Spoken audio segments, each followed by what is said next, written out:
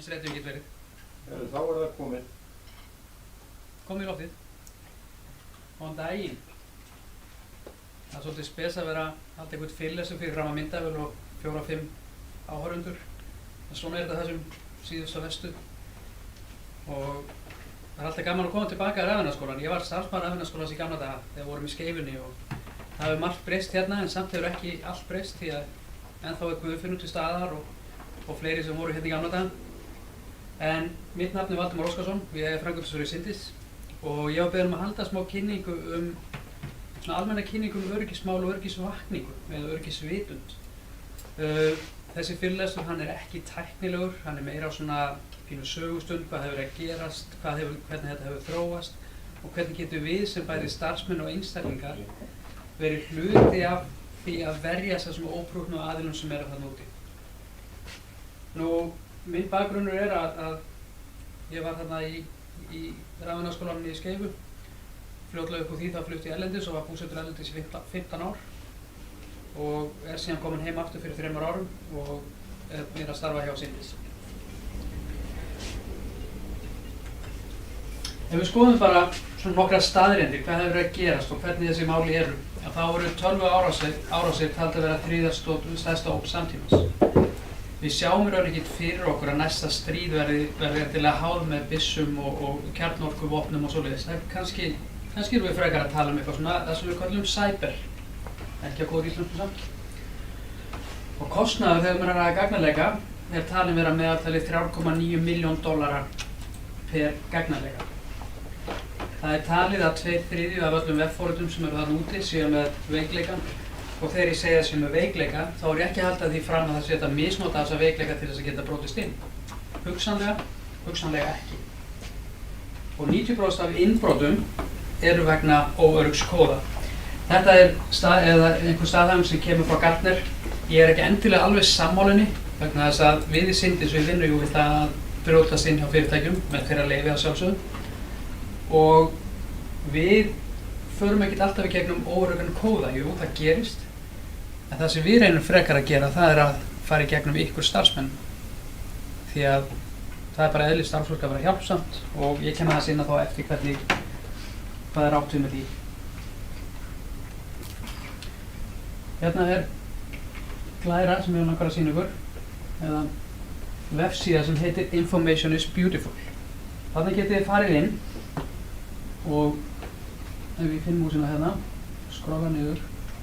Það sem þessi síða, eða vefsíða, hún að sýna okkur, það yfirlit yfir gagnaleika, þekkta gagnaleika, allt frá því árinu 2009.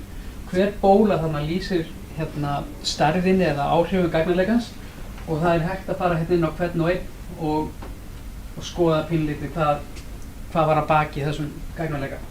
Við sjáum að hérna, alveg aftur í 2009 eitthvað að gerast í formi þess að einhver hafi orðið fyrir óprúttnum aðila eða aðilum. Svo ef við förum hérna upp, hérna upp bara sér síðan, 2010 þá kom við svona aðeins meira. Ef við kíkið yfir þetta sem við ættum nú að sjá á skjánum og þá kannski kannist við einhver nöfn þarna. 2011, 2012, ekki svona rosalega stórt, það þarna eitthvað að breytast, aðeins að aukast og ef við skrólum bara hratt í gegnum þetta þá sjáum við að núna bara 2019-2020 þá gjörsamlega allt þakið af þekktum gagnarleikum og þegar ég segi þekktum gagnarleikum þá átt við gagnarleika sem hafa ratað í fjölmiðla einhverja hluta vegna. Mikið af því sem að gerast þarna úti hjá fyrirtækjum og það að það fer ekkert í fjölmiðla. Annarkvort vita ekki af því, við segjum ofta að það til 2 gerðir af fyrirtækjum. Þau sem hafa verið högguð og þau sem vita ekki að vera högguð. Þannig að Microsoft har 250 milljónir rekorda frá því janúar 2020. Þannig að það ýmislegt að gerast þarna úti.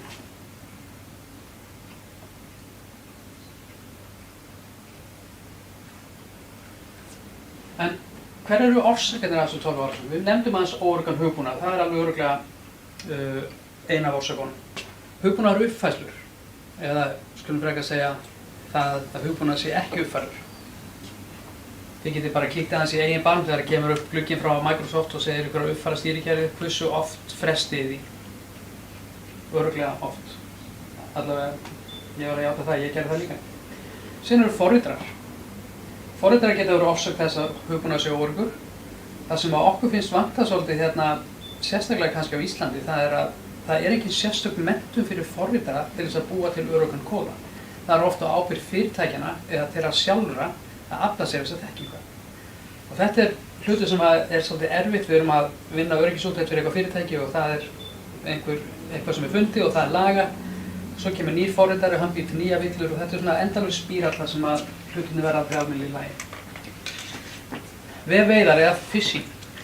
Flestir hafa nú kannski allavega orðið var við þetta, eða vör við þetta, að hérna er bara, þetta er eins og við förum í veiðivötn og við köstum út í og við köstum 100 sinnum og vonumst að fá fisk.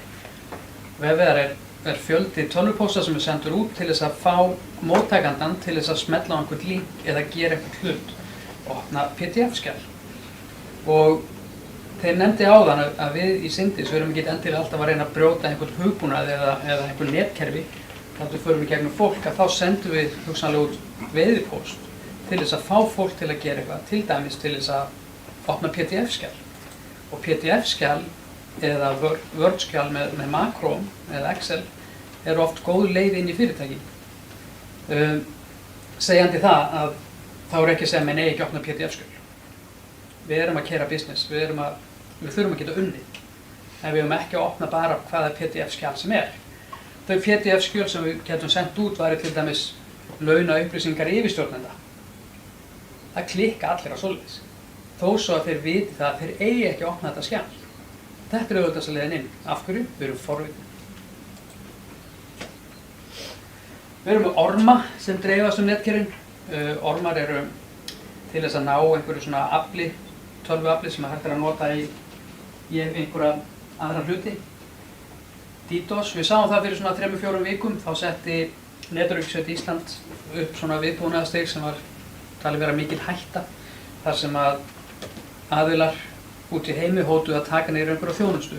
DDoS stendur fyrir Distributed Denial of Service, þannig að það var að nota tölvukerfi, tölvubúnað, allt frá því að vera ljósapera heima hjá okkur sem er búið að hakka eða ískápur eða stærri tölvukerfi til þess að ráðast á þann hátt að við erum að senda ótrúlega mikið af gögnum á einhvern stað til þess að taka niður þjónustuna. Það er ekki verið að stela gögnum, það er ekki verið að dulkóða gögn en eitt svoleiðis, það er bara verið að valda þjónustu rofi.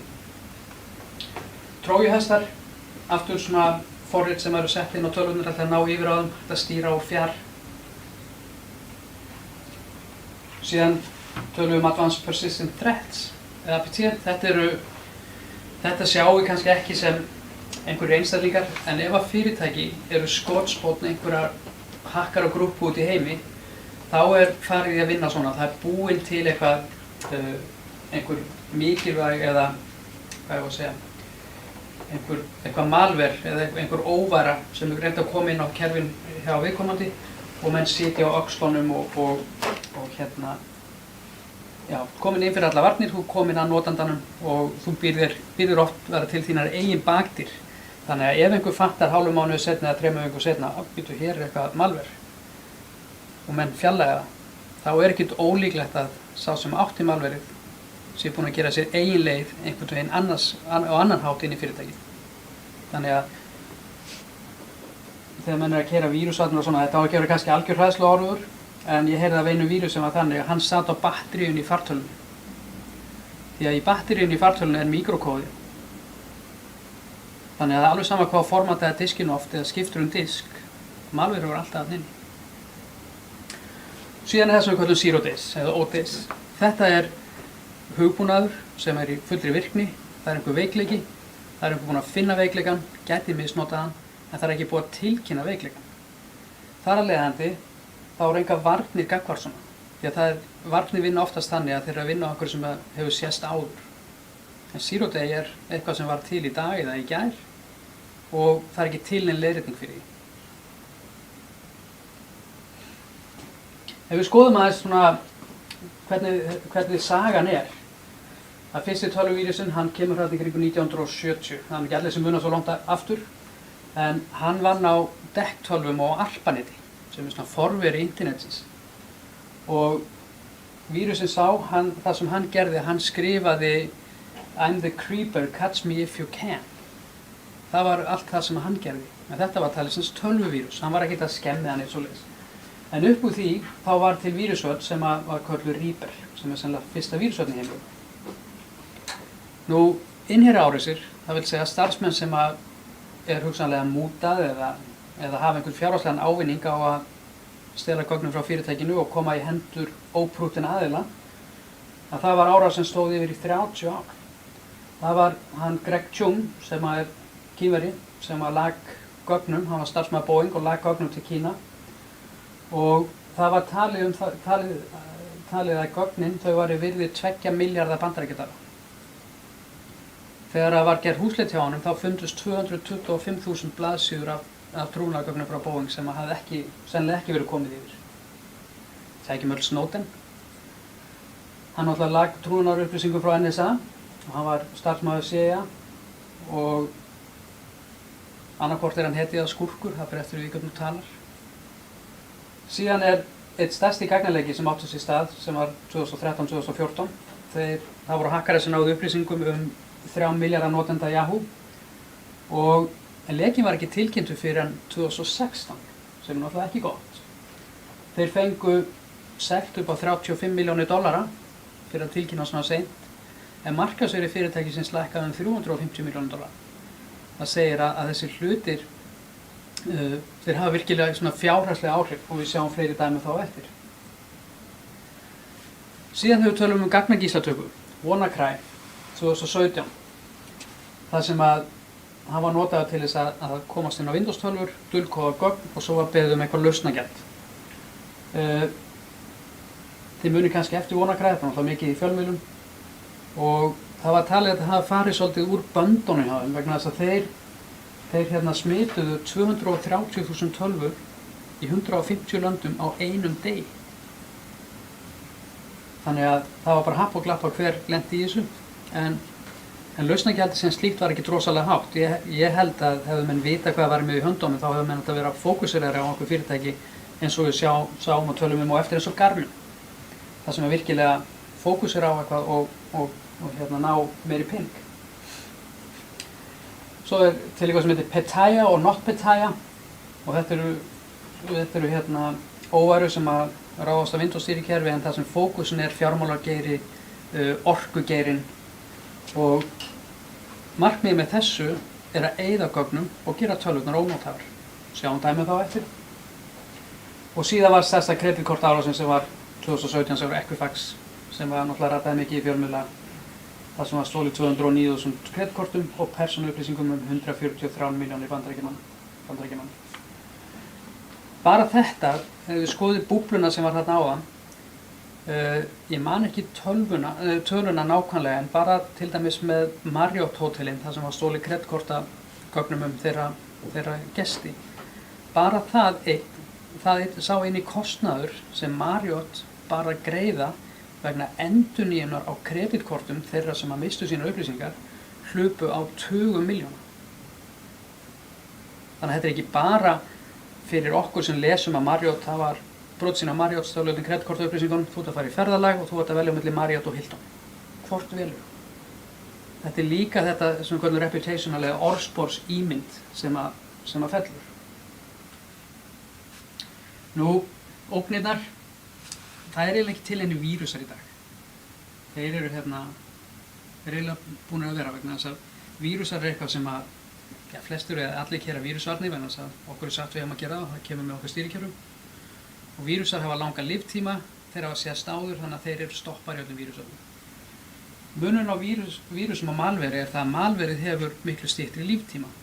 Það vil segja að malveri er alltaf að breytast. Með því að breyta einu bita eða tveimur einhvers staðar í malverinu og búa til nýtt malver þá eru ekki lengur þekktar af vírusvarnum akkurat þegar þeir fara af stað. Nú, við tölum óánægðan eða kúaðan starfsmenn. Við vitum ekki alveg með Chung sem var að vinna hjá Boeing. Var hann kúaður eða var hann óánægður eða var hann bara með fjárhagslegan ávinning? En Oft á tíðum þetta skipulagðir einstaklingar eða einhverju hópar. Við höfum heyrt talað hakkarahópa af sjálfsögðu í Rússlandi og í Bandaríkjunum og í Ísrael og í Kóreu og svo framvegis sem eru styrktir af ríkinu sem eru bara mjög öflugir og svífast í raun einskis. IoT mátti til með að hafa þarna. IoT stendur fyrir Internet of Things. Við nefndum ljósaperurnar, ískápana og allt þetta dót. En ef við skoðum þessa skammstofun IoT, fyrir hvað stendur S-ið í IoT? Rétt, það ekkert S, en S stendur fyrir Security. Spurningin með IoT nýr fítusar, ný tæki, lágt verð. Þeir gleyma öllu sem heitir öryggi. Ef við lesið leiðbeiningar sem Samsung sjónvarpum frekar en senda Samsung, þá segja þeir bara beint út, ekki tala viðkvæm málefni fyrir fram á sjónvarpið. Þið hafið líka örugglega tekið eftir því að þessari tilviljun að þið eru að gera eitthvað og svo poppar upp auglýsing á Facebook akkúrat það sem þið voru að tala Það svo geta menn bara lagt saman 2 og 2 og fengið út 5. Það sem hefur breyst, það þessi almenna notkun netsins. Það eru allir með aðgang á internetinu. Hversu langt sem þið fóru í banka? Meira og meina öll bankaþjónusta framkvæmd á netinu. Heilbrigðisupplýsingar, fjármálaupplýsingar. Allar þessar upplýsingar eru virði fyrir þá sem að komast yfir þar í ólögmætum hætti. Og það er svo mikið aukið aðgengi að þekkingu. Það líka við að setja að segja how to hack eitthvað og svo fara menn bara að prófa. Þannig byrja fólk oft og það er á ábyrgð okkar, ekki bara okkar í syndis, heldur bara yfirleitt fullorðins fólks, kennara og annað að skýra fyrir þessum krökkum sem hafa áhuga á þessum hlutum, þessi lína á milli það að vera að gera löglega hluti og ólöglega hluti, hún hárfín. En peningarnir sem kannski eru í þessum ólöglega hlutum, að meðan þeir ekki nást, þau eru kannski miklu meiri heldur en að vera að gera löglega hluti. Það sem hefur ekki breyst, við erum ennþá með starfsfólk. Það fjárhagslegur ávinningur, oft á tíma þetta áskorun. Hakkarar sem að brjóta sinni fyrirtæki, eins og ég nefndi áðan með Advanced Persistent Threat eða vera með eitthvað zero day að geta komist framhjá öllu, þeir fara inn og búa sér til sinni eigin bakdyr, þannig að þeir vilja ekkert að einhver annar komi þarna inn. Og hakkar að vinna þannig, og ég hef sjálfur upplifað það í mínu starfi, að þeir sitja á netunum í langan tíma, við erum að tala vikur, mánuði, og læra á allt til lesa documentation. Þeir stúdera hvað átt að gera, svo slá þeir til á versta tíma. Og þetta er það sem svo mikilvægt að hafa rekjanleikan og geta séð hvað gerðist, hvenær það gerðist, hvað var gert. En oftast það þannig að fyrirtæki þeir hafa ekki þennan rekjanleika, þeir hafa ekki þessar atvikaskrár. Og líka það að fyrirtæki sem vilja vera örugg, þau fara út í búð og kaupa einhverja kassa, tengja við kerfin sín og allt öruggt. Þeir gleyma því bara að það enginn sem að horfa á hvað boxin að segja þeim. Þetta hefur við séð í svona yfirmanna svikapóstum að þegar við komum að verkefnum til að rannsaka þau, að þá kíkjum við í gegnum atvikaskrár og við sjáum að það stendur bara hér, þú veist hvað að gerast. Af hverju var enginn að fylgjast með þessu? Þannig að þetta með að lausnir leysi allt, það það ekki. Það við fólkið sem leysum. En hvað er það sem er líklega til árangurs? Að sjálfsögðu við erum að fyrirgefa sletturnar á ensku, þetta attack surface, það það sem er sýnilegt viðkomandi fyrirtæki, eða frá viðkomandi fyrirtæki á internetinu. Það er mjög oft þegar við förum að skoða eitthvað fyrirtæki að við skoðum allt sem er eiga sem að snýr út á internetinu. Og þá kannski finnum við 1 eða 2 servera sem áttu löngu verið búið að slökkva á. Engin sem uppfærði, þekkti veikleikar, þannig getur maður labbað inn. Og það getur verið veikleiki í kóða vegna þess að það hefur ekki verið uppfært. Við tölum með vefveðarnar áðan með phishing, síðan til nokkuð sem heitir spearphishing. Og spearphishing þannig að þá velum að sér fórnarnafn. Maður ekki að senda út 100 tölvupósta, heldur bara 1 eða 2. Og það fer svolítið eftir í hvort og allar að ráðast á yfirmann. Ef menn að ráðast á fyrirtæki bara til þess að ná yfiráðum, þá reynir maður kannski að veið einhvern sem forritari til dæmis, því að þeir hafa oft mikil réttindi. Og svo social engineering. Social engineering gríðarlega öflugt tól. Þarna verið að tala það er einhver sem kemur að ykkur, hann spyr ykkur einhverja spurninga og þið svarið. Og þeir sem búa yfir þessum eiginleika, þeir nota tækni sem heitir NLP sem er eins konar svona þeir þekkja ákveðna svona triggerpunkta í heilan, þannig að þegar þeir spyrja að þá svarar þau. En ef einhver annar myndi spyrja þau sömu spurningar eða sviparar einhversar annars þá myndur þau sennilega aldrei svara. Og ég hef nú verið svo heppinn að vinna með einu svona gaur og það er alveg ótrúlegt magn upplýsingar sem menn geta ná þannig. En þegar menn blanda saman vefveiðunum, sérstaklega spearfishing og social engineering, þá ná menn oft miklum árangri. Þess vegna þurfum við sem starfsmenn að passa okkur svolítið á því hvað erum við að setja á samfélagsmiðla. Ef ég ætlaði að gera árás hérna á Rafiðnaðarskólann, þá myndi ég skoða alla starfsmenn og ég myndi sjá hérna Hafdís. Hún er að fara í fjallgöngu með fjölskyldunni og í eina viku og verður alveg símasambandslaus eða er að fara til Spánar eða eitthvað. Þá myndi ég sem hakkari hringi í Rafiðnaðarskólann, spura Hafdísi, vitandi það hún er ekki að vinna og ég fengi að vita, nei, hún er ekki við í dag. Hún var að fara í fjallgöngum í fjölskyldunni, ég man það núna og búin að segja mig frá því. Hvað er menn að gera? Það er að byggja upp traust. Þú sem hlustar, sem starfsmaður Rafiðnaðarskólann segir, þessi þekkir Hafdísi, það er alveg ljóst. Svo heldur maður áfram, ég ætlaði að hjálpa henni hérna á föstudaginn, hún er í bölvuðu vandræðum, svo hún var búin að lofa henni Guðfinni að gera eitthvað og ef hún klárar þetta, þá var bara Guðfinni og fellega vondum málum. Sá sem starfsmaður Rafiðnaðarskólans byrjar að hugsa, hvað get ég gert til að hjálpa Hafdísi? Og þannig halda menn áfram og spila þannig leik að búa til traustið og fá starfsmanninn í lið með sér. Þetta virkar vegna þess að fólk er hjálpsamt og það er bara svona það er bara þannig. Síðan menn að nota sömu aðgangsorðin bæði heima og í vinnu sem er alltaf no-go og það er alltaf alveg bannað að vera að samnýta einhvern aðgang þannig að fleiri en einn eða tveir eru að nota sama aðgang að einhverjum kerfum. Þegar líka það sem er kannski gaman að nefna þegar maður er að tala social engineering að ef mann er langar að komast inn í fyrirtæki þá reynir maður að fylgjast með fólki og læðast inn hurðina á sama tíma. Hvað er þessi besta leiðin til að komast inn í fyrirtæki þar sem maður fær aðra til að opna fyrir sig? Það er að halda á stiga. Þú ert með báðar hendur uppteknar, þú getur ekki að opna hurðina og þú ert augljóslega að koma til að gera við þetta. Ég fór á fundi á stóru fyrirtæki hérna fyrir einhverjum árum, það sem enginn þekkti mig, ég fór í gegnum 3 aðgangsstýrðar hurðir, mætturinn í fundarherbergi undan þess sem ég átti fundina. Það er ekki erfitt. Ef menn er ekki í eins og druslulli fara og anga af alkohóli og þannig, ef menn koma bara með svona sæmilega sjálfsöryggir, vitandi það getur alveg verið að segja að þetta nappa mann, en það gerast oft við það. En hvernig vinna þessi tölvuklafnir? Það er ekki lengur verið að fókusera á tölvukerfi. Það er þetta með sálfræðina, orðalagið, fá fólk í lið með sér, spila á manneskjulega veikleika. Þetta snýst að ná viðkvæmum upplýsingum og það er allt leyfilegt. Það eru ljóta sögur þar sem að hakkerar þeir svona kúa fólk með því að segja ég veit að þú ert barn í skóla sem þú skilur eftir hérna klukkan 7 á morgnana þarna og þeir leggja vinnu í það. Þetta er þeirra vinna. Sem betur hef ég ekki heyrt þess á Íslandi. Og þetta raunlega öryggi, það er líka skoða. Hvernig kemst ég hérna inn án þess að einhver verður vart við mig. Ég hef búin að vera í þessum bransa ansi lengi og allt þar sem ég kem þá horfi ég á aðgangsstýringar, ég horfi á myndavélar, ég svona reyna, þetta er bara eitthvað sem er einbyggt í hausinn á manni núna. En svona vinna hakkera líka, þeir greina umhverfið. Hérna er dæmi um veiðipóst.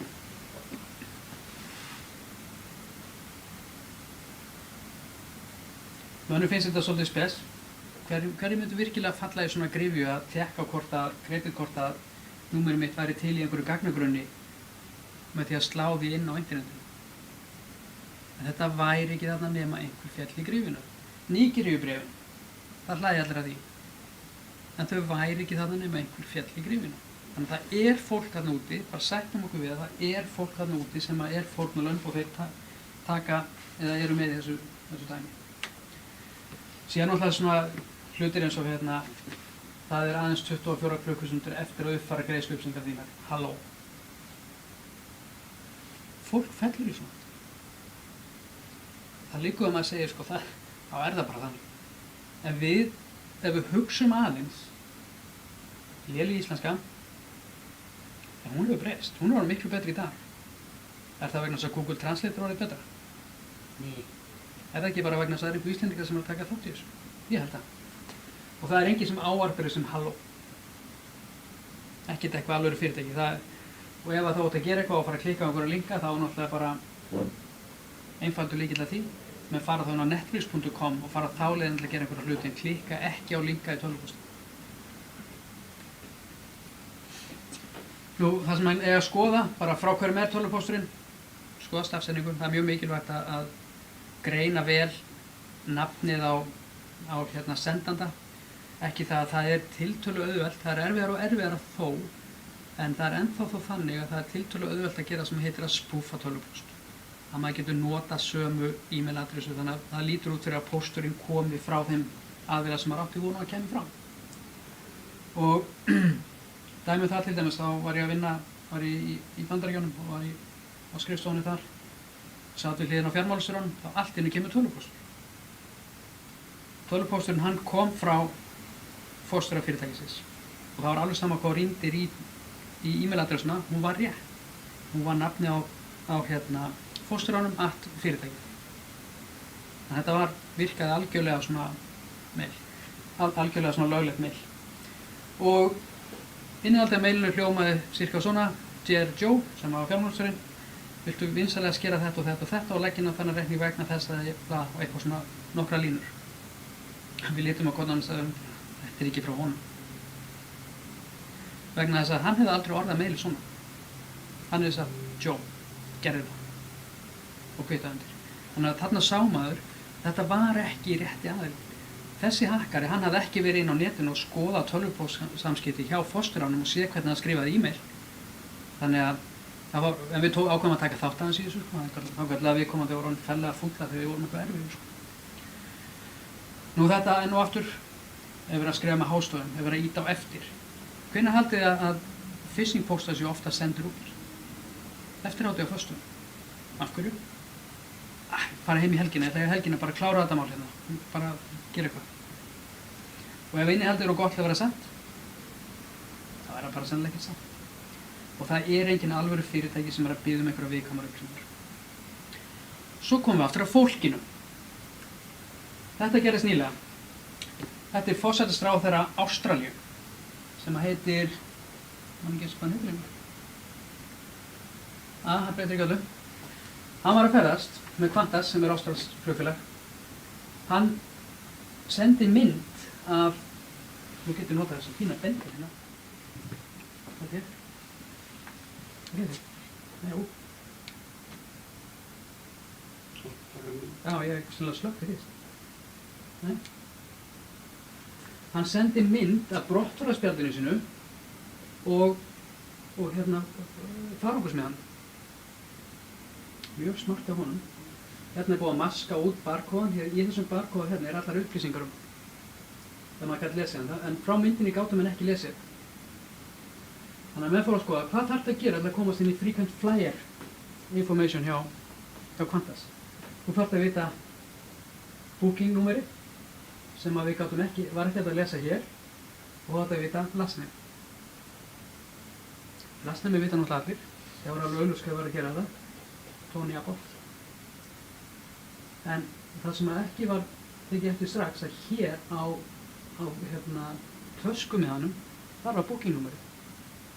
Þannig að með því að pósta þessu hérna og fara inn í frequent flyer information hjá Qantas og kveikja á svona inspection í browsernum, þá varstu komið með, þetta er maður, hann er fæddur 11. apríl 57 frá Ástralíu, þetta er númer á passanum hans, þetta er út passanum hans, þannig að hérna ertu komið með sko allar upplýsingar í þessum við kallum identity theft, vegna þess að menn flögguðu svo á internetinu.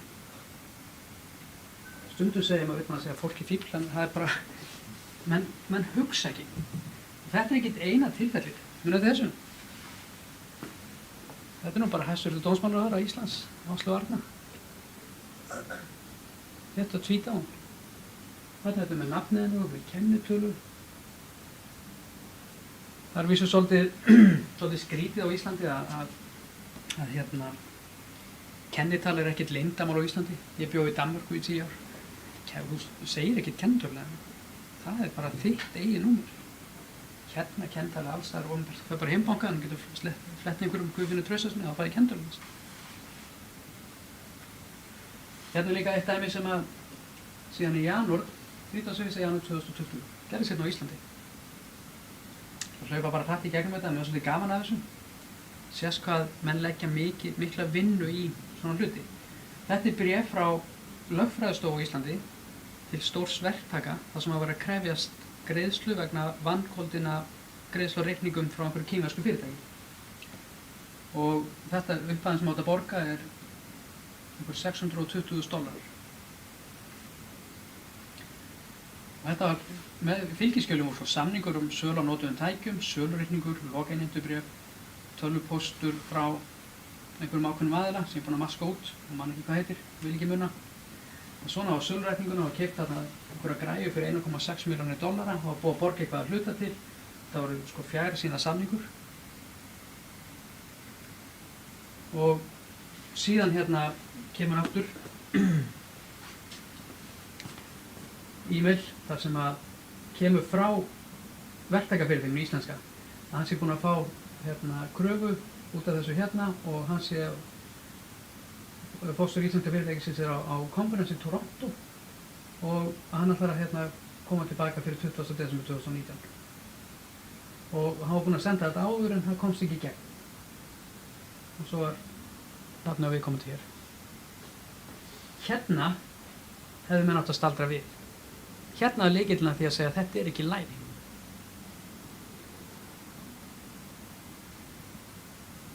Stórt íslenskt verktakafyrirtæki með e-mail domain post.com. Hérna hefði ekki þurft að fara lengra. En sagan hélt áfram. Hérna var síðan lofað sem að hann sendir greiðsluáætlun og hann ætlaði að borga 30. desember, hann borga $400 og í febrúar 2020 ætlaði hann að borga $224. Síðan kom bara í ljós að fjármálastjórinn þessa fyrirtækis sagði bara við höfum aldrei keypt neitt af þessu fyrirtæki, þetta fyrirtæki er ekki til í okkar bókum. Þannig að lögfræðingurinn var svona búinn að eyða vinnu og kröftum í að reyna að innheimta eitthvað sem átti sér ekki stoð í raunveruleikanum. Easy money. Það er kannski 1% eða 2% af $600.000, það telur allt. En þarna sjáum við bara hvað er búið að leggja mikla vinnu að því að menn ætla sér. Og ég segi alltaf, hakkarar sem ætla sér að brjóta sig inn í eitthvað fyrirtæki, þeir komast inn. Þetta er bara spurning hvað það kostar. Þegar við tala hvað það kostar, það er hvað tekur á langan tíma. Að lokum svona, ekki að lokum, en annað dæmi að við Syndis við stofnum við fyrirtæki sem að hét Advisory, sem að við gerðum að sér fyrirtækjavísu og eigum ekki lengur. En við sóttum einkaleyfi á nafninu. Við sóttum það 16. apríl 2019 og þetta var skráð ekki eitthvað númer og var birt síðan 5. júní 2019 og kom bara reikningur í pósti sem segir bara registration charge 968 €. Og þetta var 968 € og við fengum þetta voru bara upplýsingar að senda ávísun eða við ætlum að senda eða bara yfirfara peninga. Ég fæði þetta inn á borðtíminn og ég hugsa enn einn reikningur fyrir eitthvað svona bull. Þá kom í ljós að við unnum þetta með íslensku fyrirtæki sem sáum allt fyrir okkur, við vorum búin að borga það. En allar þessar upplýsingar þær eru á vef Evrópusambandsins. Þannig þarna er eitthvað fyrirtæki í Ungverjalandi sem er bara að pikka upp þessar upplýsingar, vel að merkja ekki eins og með heimasíðu, pikka upp þessar upplýsingar, senda út svona bréf í hundraðavís. Þetta er 300.000 kall. Hvað er þessi margir sem bara borga? Þetta er ekki 300 milljónir. Þeir segja bara, enn eitt reikningurinn, samþykkt, greitt. Svo fer þetta bara í bókhald og kemst aldrei upp. Við borgum þetta ekki og heyrðum aldrei aftur af þessu. Þannig að 300.000 kall fyrir einhver aðeila sem hugsanlega eru hérna í Ungverjalandi, hvað er 300.000 kall hjá einum mikill peningur hjá þessum aðeila sem eru að senda þetta út? Hvað þarf hann að fá marga til þess að þetta sé bara við flottur business? hvað það séu margar svona umsóknir í gangi. Við erum að tala um hundruði eða þúsundir. Sósíalisering, við tölum aðeins um það áðan og þetta er það sem er svo mikilvægt að þið sem starfsmenn, að þið með ekki vanvita þar upplýsingar sem þið hafið fyrir hönd ykkar fyrirtækis. Þegar ég bjó í Danmörku og var að vinna fyrir Íslands fyrirtæki og bjó á hóteli hérna í bæ, þá bara eftir langan dag þá ákvaði ég að fara niður það sem var svona heitur pottur, bara að slaka á. Í þeim sama potti voru 2 Danir. Þeir voru frá IBM í Danmörku. Þeir töluðu dönsku, ég sagði ekki orð, ég tala líka dönsku. Ég satt og hlustaði. Ég var allt og lengi í þessum potti. Vegna þess að það sem þeir voru að tala um, það nýttist mér, vegna þess að þeir voru að tala um viðskiptavinin sem ég var að vinna hjá, hvernig þeir gætu náð þessu verki. Mjög áhugavert. Þannig að þið sem Íslendingar lappið á strikinu Kaupmannahöfn eða á Oxford Street í London, það eru einhverjir sem skilja ykkur þó sem þau tala íslensku. Passið ykkur á að vera ekki að tala um það sem þið eigið ekki að vera að tala um utan eitthvað vinnustafar. Ef einhver hringir inn og biður um einhver upplýsingar, það er ekkert að því að hringja eða fá nafnið og hringja tilbaka. Það vona að þetta vídeo spilist hérna og hljóðið virki og allt það. En próm.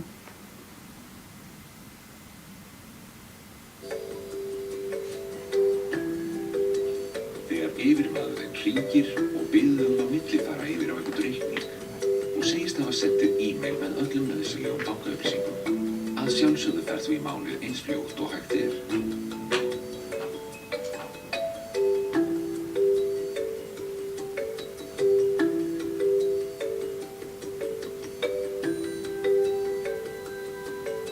En áður en þú gerir eitthvað, vertu þá alveg vissum að pósturinn hafi komið af réttu netfangi. Og að þetta hafi verið yfirmaðurinn í alvöru.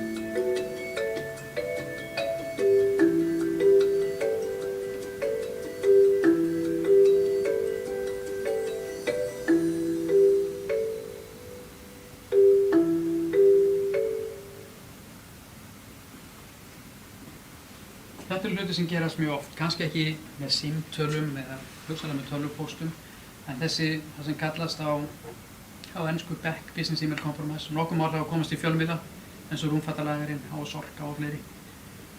En í þeim tilfellum þá erum við ekki að tala um einhverja $25.000, við erum að tala um miklu stærri upphæðir.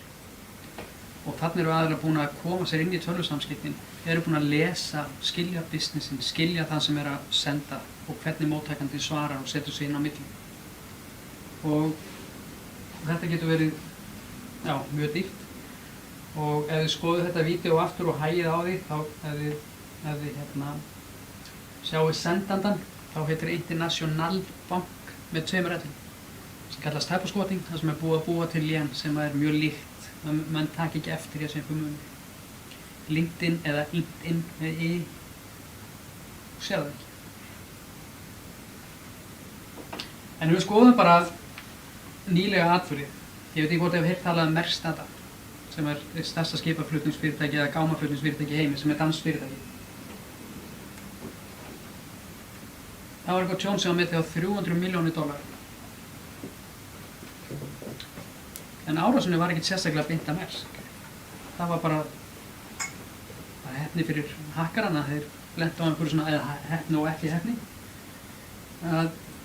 Óheppni fyrir Maersk eða skulle hafa lent í þessu. Það sem var sent á þá var NotPetya. Það gerist í júní 2017, það kom nokkur ár síðan. Uppruni frá Rússlandi. 49.000 fartölur sem eru ónotaðar. 3.500 serverar. Rúmlega helmingur á öllum serverum sem eru ónotaðir. Þetta kom inn við hugbúnaðaruppfærslu.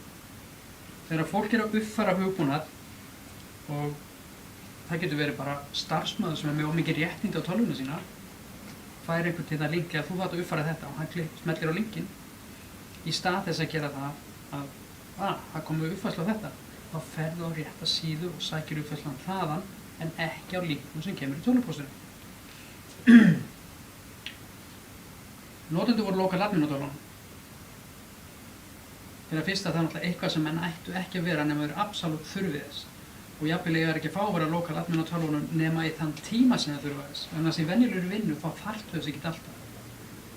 Verstu notendur eru forritara, þeir telja sig alltaf þurfa að gera þetta. Þá er það bara eitthvað áhættumat sem við þarf að eiga sér stað og segja, ok, við ætlum að leyfa forriturum að vera lokal admin en áhættan sem er því meðfylgjandi er ákveðin. Það var engin plön, það var ekki tölvukerfi. Þú býrð ekki til viðbragðsáætlun sem segir tölvukerfi myndi fara. Það er ekkert hægt að ætlast til þess að menn eigi svoleiðis. En þeir komu hreint fram og þeir höfðu ekkert að fela. En það sem var merkilegt að 95% af öllum gámunum sem þeir höfðu, þeir komust á leiðarenda.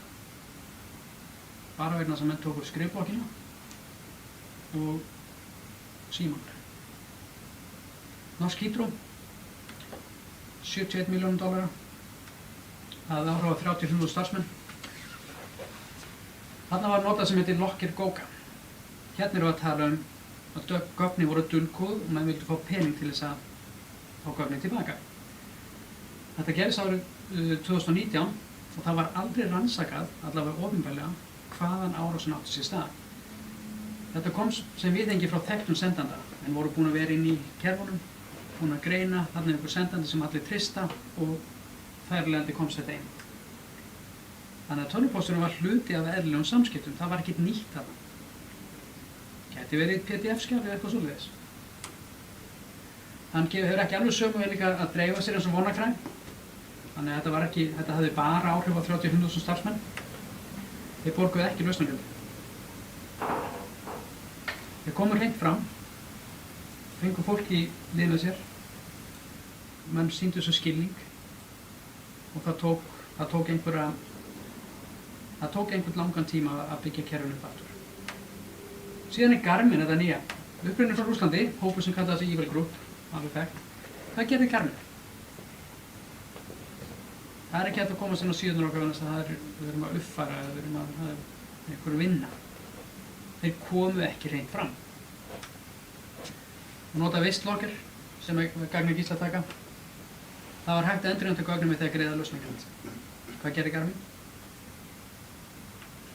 Þeir borguðu $10 milljón í Bitcoin. Sem segir, þeir voru með allt niður sig, þeir átti ekki alveg bak, þeir átti ekkert.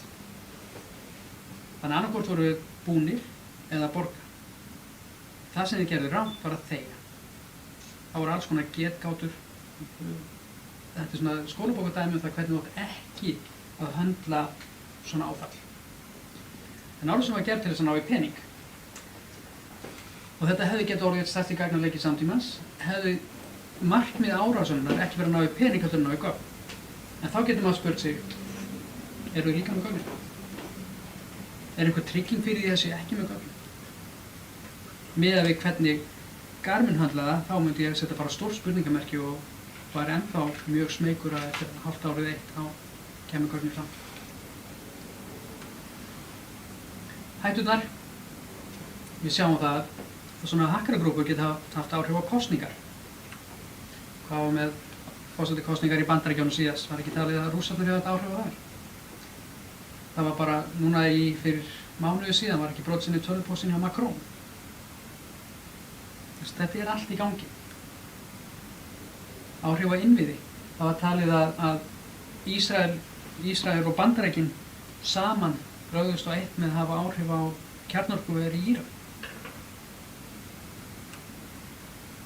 Við erum með þessa Stuxnet, þessu ormasir á þessu stjórnkerfi í skatakerfum. Skatakerfin eru 20, 30, 40 ára gömul. Þau eru ekki uppfærað hverjum degi. Þau eru uppfærað öðru hvoru, en það er ekki til neitt sem heitir tölvuöryggi eða gagnaöryggi þegar við komum að skatakerfum. Það er bara gamalt dót sem virkar. En ef ég væri hakkari, hvað myndi ég gera allar en að komast að inn?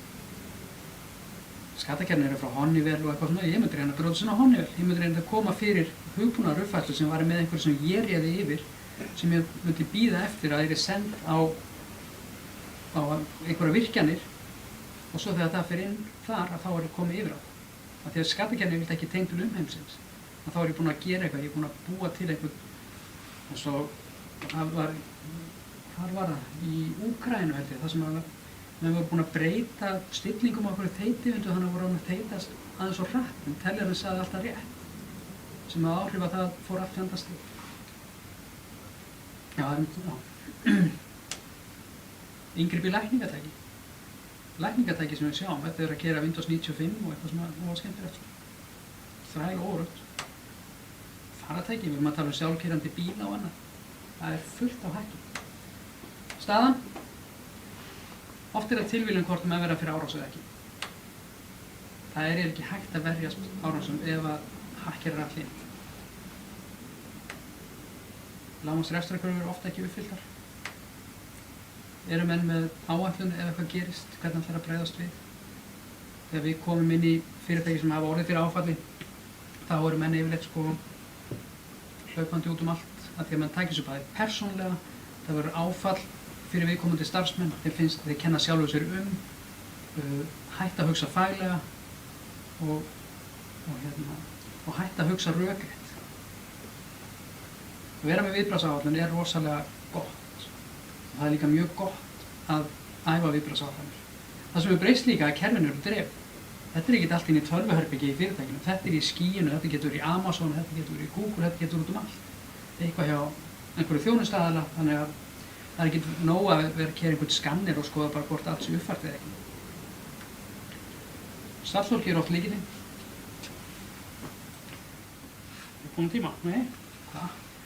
Hvað til ráða? Ef við skoðum þessu Garmin og þessa aðila, það sem gildi þar að vera með afrit sem eru ekki á staðnum. Þannig að það sem hakkar að gera, þeir byrja á því að sjá hérna afritið. Byrjum á að skemma þau. Áður en að gera eitthvað sem að notandi verður var við. Markmið að ná yfir á hann. Við erum með virkieftirlitskerfi, ég nefndi á hann, það ekki nóg að kaupa búnað. Það þarf einhver að skilja hvað búnaðurinn að segja. Frelsa starfsmanna. Æfa. Vita hvernig lykilorð virka. Því að í okkar huga, þegar við erum að bróta í fyrirtæki, við erum með gagnagrunn af þekktum lykilorðum. Ef við ætlum að rannsaka tek rafeinastólinn aftur, þá getum við flett upp hjá okkur, já, hérna eru lykilorð sem eru til í gagnarleikum með ykkar e-mailadressum. Svo myndum við fara að skoða LinkedIn-prófæla, einhver Gmail-adressur, tengja þetta allt saman, einhver lykilorð þar, vegna þess að við vitum það að fólk að nota sömu lykilorð í vinnu og heima hjá sér. Og lykilorð sem eru einhverjir 7-8 stafir í okkar huga ekki lykilorð. Lykilorð sem eru 8 stafir og við komumst yfir dulkóða lykilorðið og setjum það í svona tölvu sem við erum með sem eru köllum krakker. Það tekur okkur kannski 15 mínútur að brjóta. Þetta ekki bara spurningum að vera með eitthvað flækjustig sem hástafur, lágstafur, tákn og tala. Stafrófið samt bara svona langt. Og ef þú ert með öflugan búnað til að leita og búa til alltaf combinations af 7 eða 8 stöfum, 9, 10, þetta hækkar í veldisvísi. Þannig að það mikilvægt að vera með löng lykilorð. Ef við erum að brjóta inn í eitthvað fyrirtæki og við lendum í einhver lykilorðapólicy sem eru 15 stafir með einhverju flækjustíði, það vil segja að það er búið að segja fólki ekki nota orður orðabók. Fólk segir, ég get ekki munað þessi lykilorð. Finnst ykkur erfitt að muna, mér finnst rigningin góð eða eitthvað svoleiðis og kannski breyta öllum einhverjum S-um í 5. Nú komið lykilorð sem myndi taka okkur kannski 400 ár að krakka. Við myndum sennilega ekki nenna því. Hakkir eru latir. Ef við komast við lykilorð á sólarhring, allt í lagi. En þetta komið yfir það, þá nennum við ekki standa í þessu, þá er þetta bara nógu gott. Og það ekki hægt að ætlast til þess að fólk muna öll lykilorð, þar sem eru til tól sem að hjálpa mann að muna lykilorð, svona lykilorð mannsefur, sem eru mjög góðir. Ég vinn fyrir eitt fyrirtæki, Íslands-amerískt fyrirtæki. Lykilorðapólicían þar 42 stafir og complexity. En menn þurfa ekki að muna lykilorð. Þurfa bara að muna eitt lykilorð sem inn í lykilorðakerfið og svo sér kerfið restina. Fólk í dag, já hvað er þessi algengasta lykilorð hjá notendum á Íslandi í dag? Því við greinum lykilorða hegðun fólks. Sumar 2020. Haldið það geti verið að skiptast núna í haust 2020 eða vetur 2020. Ég var í alþjóðlegu fyrirtæki þegar ég var á Möltu hjá Betsson og þar tókum við allan gagnagrunn af öllum lykilorðum starfsmanna sem voru encryptað. Settum í svona krakkir.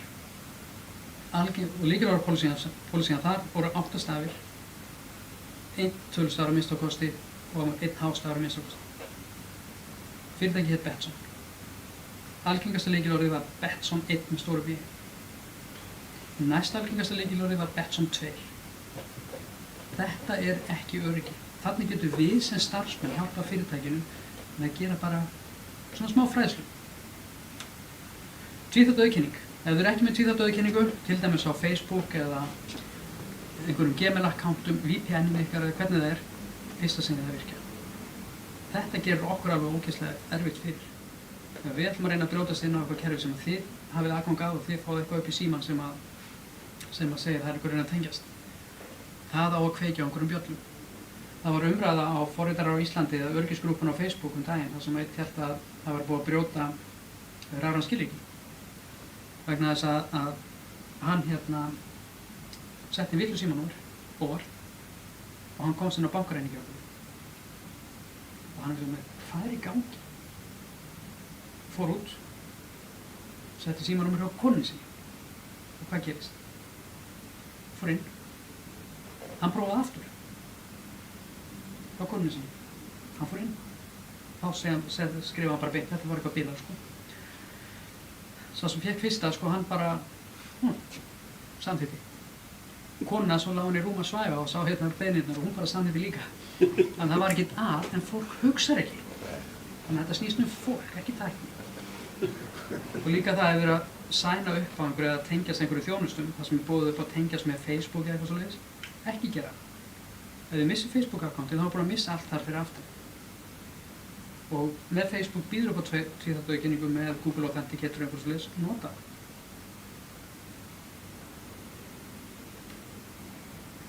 Fyrirtæki sem er að fá einhverja lausnir gera oft litla kröfu til þróunaraðila. Fyrirtæki eru sjálf að fara í öryggisúttekt á einhverju búnaði sem er að kaupa. Það er rangt.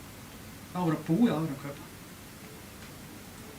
En það þarf alltaf að halda þessu áfram. Það koma nýjar uppfærslur og það þarf að testa líka þjónustaðina. Eru þeir að fylgjast með þeim? Þið haldið að við erum hýst hérna hjá einhverju fyrirtæki og þeir eru að fylgjast með ekkert sem að gerast. Eru þið viss? Við sjáum oftar en ekki þegar við erum í okkar vinnu að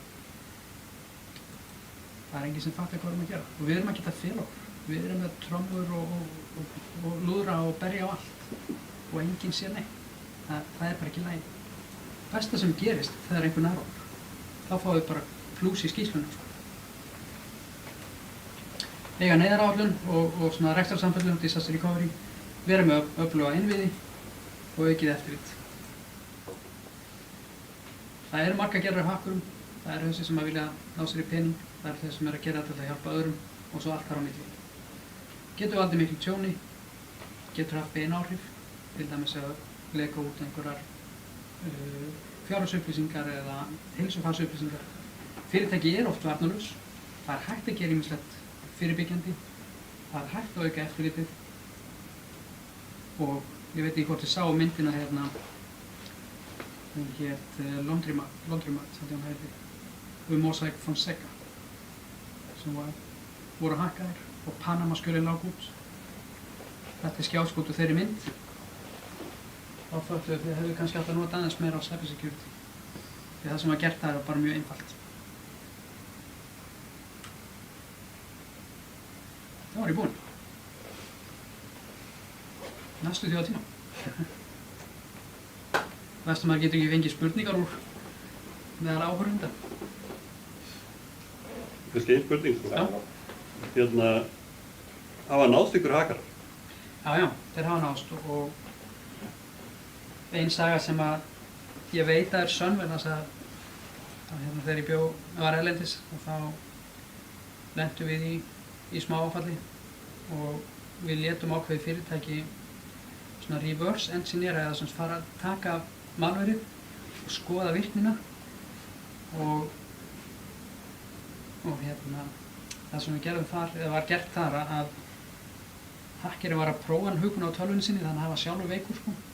Þannig að menn komist inn á tölvuna hans og gátu séð hann, farnandi heima, allar upplýsingar hann og alla áætlun þau fyrirtæki sem átti að taka í gegn sko.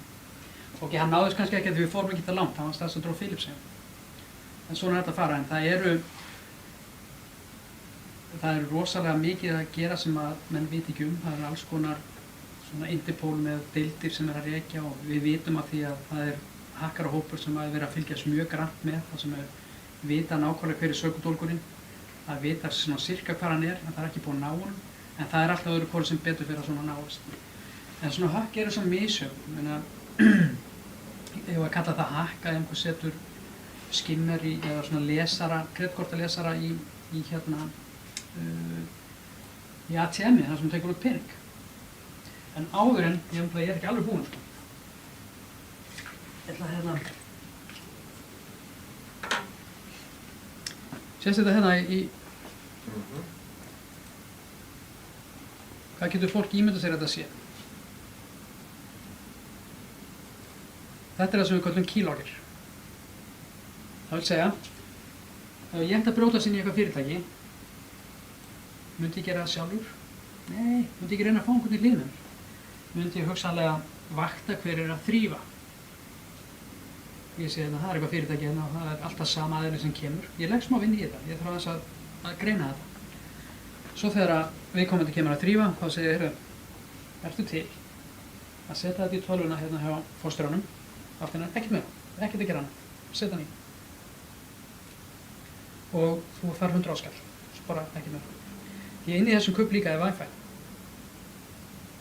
Þannig ég get bara lagt bílnum fyrir utan og sótt. Þá þarf ekki að fara díkrifta, ég þarf ekki að setja eitthvað í krakkir. Ég með þetta allt í klertext.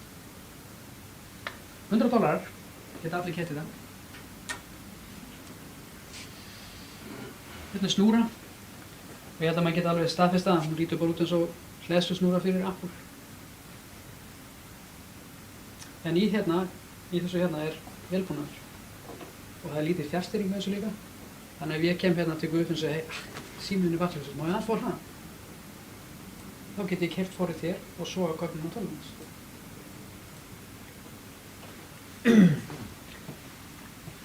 Síðan er hérna lítill svona lesari sem við erum að leika okkur aðeins með. Flest, eða 95% af öllum aðgangsstýringum í fyrirtækjum á Íslandi eru bara mjög léleg. Þannig ef við kemst yfir kortið eða prikkinn, get ég lesið og búið til nýjan. Maður getur líka sagt að það er ganski erfitt fyrir mig að labba hérna upp að einhverjum og má ég fá lána kortið þetta eins. Það verður líka með annar sem er svona stór, sem við setjum í bakpoka. Og lesa. Hann er miklu meira reyns. En áður ég hætti, þá ætla ég að taka USB-lykilinn minn hérna og setja hann í samband við tölvuna og leyfa ykkur að fylgjast með hvað gerist. Þetta lítur bara út þessu USB-lykil. Svo getur maður farið að velta fyrir sér hvað hægt er að gera. Ég ætla bara að loka þessu. Við eigum skjáinn óheftan.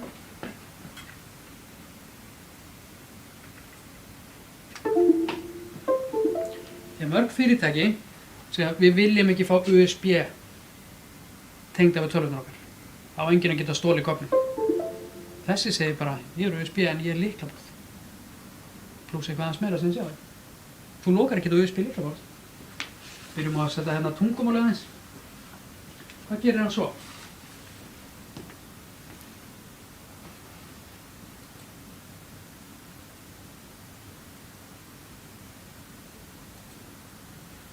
Hann keyrir forrit. Ef maður getur keyrt úr forrit, þá getur maður gert eitthvað fleira.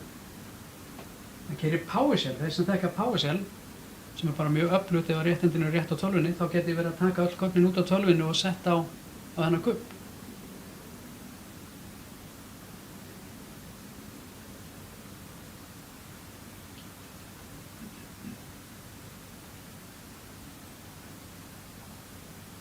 Svo gera hann YouTube.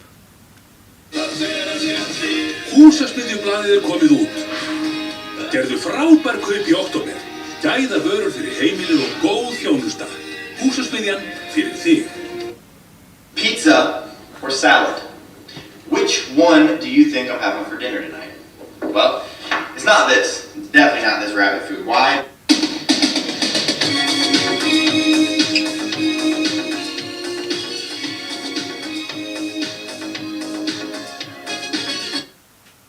ætla ég þar aðeins að rifja upp hérna söguna af Rick Astley. Mér rámar í það að þegar fyrstu vírusarnir komu á farsíma, að þá gerðu það að þeir birtu mynd af Rick Astley. Það var eitthvað svoleiðis, ég þarf að rifja þetta eitthvað aðeins upp, ég man ekki alveg. Hann notaður oft í svona... En allt þetta, allir þessi tæki sem við erum með, þessu símar, þetta er svo öflugt, allir þessi veiði SMS sem við erum að fá og þessum smissing og allt þetta dót. Þetta er bara... Já, ef maður ætti að segja, ef maður er 100% störu, þá hendum við svo öllu og hættum að nota internetið. Gengur ekki alveg.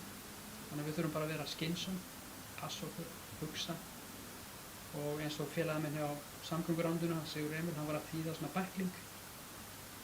Og það týpti hérna, með því að hugsa semst áður maður smellur, ekki klikka þegar þú klikkar.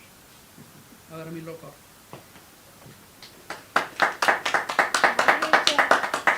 Það er ein spurning sem kom hérna gegnum YouTube.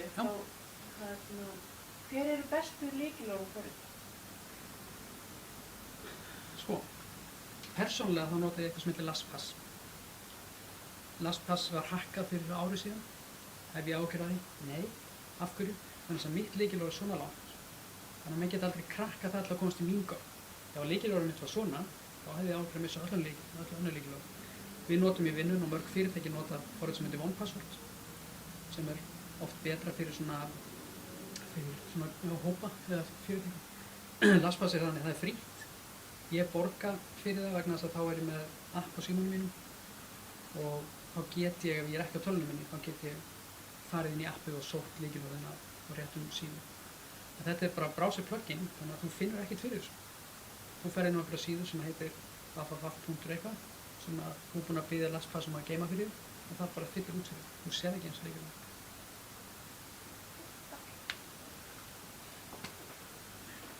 Viltu þá leggja áherslu á það að fólk sé dugleg að nota uppfærslurnar sem er að koma og öllum þessum öllum og orðið?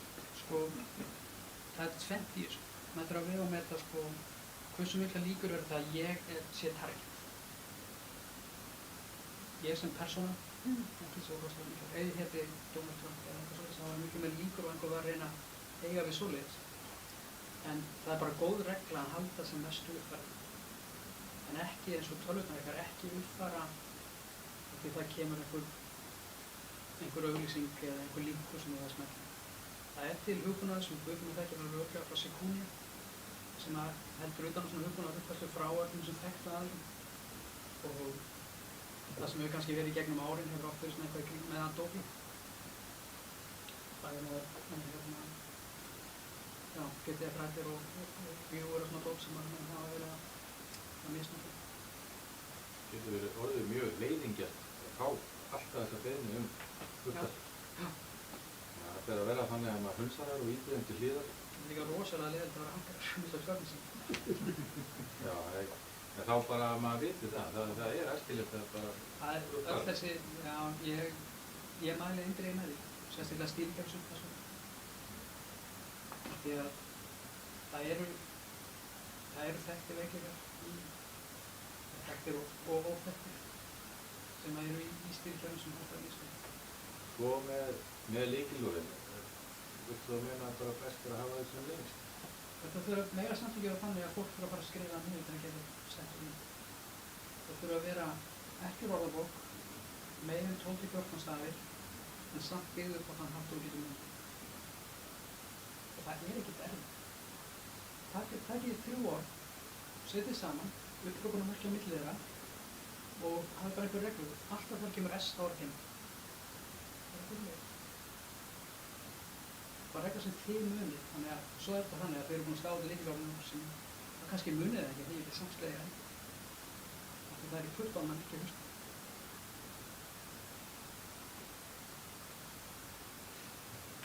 Yes.